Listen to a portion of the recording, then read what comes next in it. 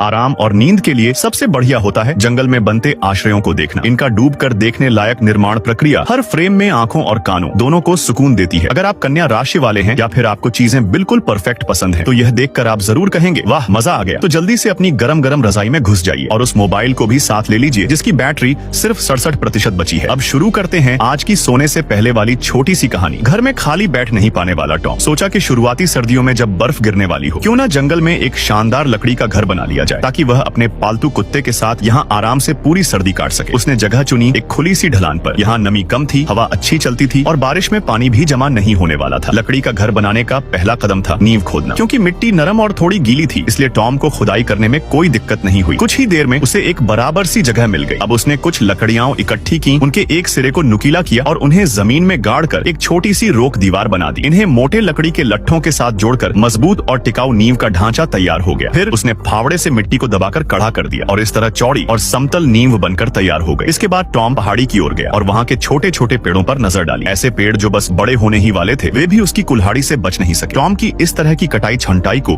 अगर स्वर्ग देख ले तो वहाँ की सिलाई मशीन भी धुआं छोड़ दे। फिर उसने अपना हाथ से चलने वाला छोटा ड्रिल निकाला, लट्ठों में कुछ छेद की और पतली लकड़ी के एक सिरे को टेपर आकार में बनाकर उसे छेदों में ठोक दिया। इस तरह उसने एक मजबूत और टिकाऊ वर्क बेंच तैयार कर ली और ऊपर लकड़ी की कुछ छड़ें लगाकर एक फिक्सिंग फ्रेम भी लगा दिया।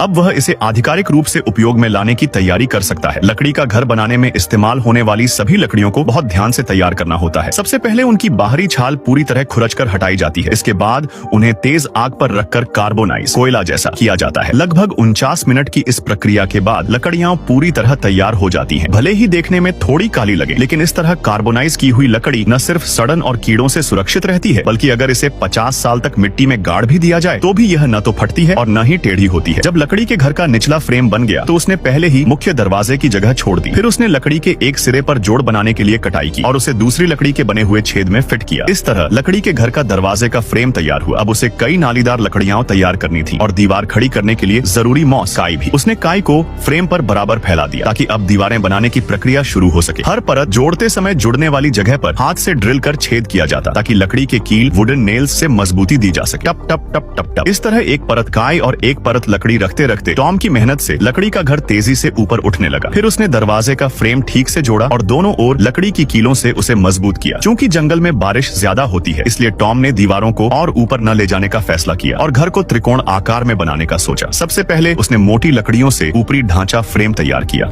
जोड़ों पर लकड़ी की कीलें ठोककर उन्हें मजबूती से गूदिंग किया जाता है। इसके बाद वही तरीका अपनाते हुए बाकी के 2 सहारे भी तैयार किए जाते हैं। अंत में मुख्य बीम मुख्य लकड़ी को ऊपर लगाया जाता है। इस तरह लकड़ी के घर की पूरी मुख्य संरचना तैयार